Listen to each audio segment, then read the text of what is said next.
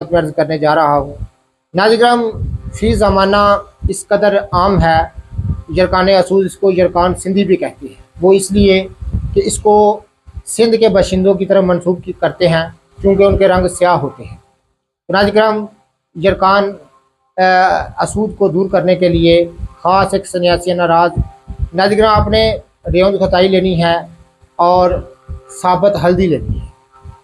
ये ख़ास एक सन्यासी नाराज़ मैं आपकी खिदमत में अर्ज़ करने जा रहा हूँ, जो कि मजरबुल मजरब है। मजरबुल मजरब, आपने पहले रेवंद खताई को किसी पूरी कूज़ा में डालकर आग पर रखें, उसमें रेवंद खताई डालकर इतनी आग जलाएं कि रेवंद खताई जो है वो बरियाँ हो जाए, अच्छी तरह से तमाम कोयला ना हो, उससे ज़रा पहले रहे, अच्छी तरह बरियाँ हो जाए। इसी तरह आपने हल्दी साबत को भी बरियाँ कर लेना है।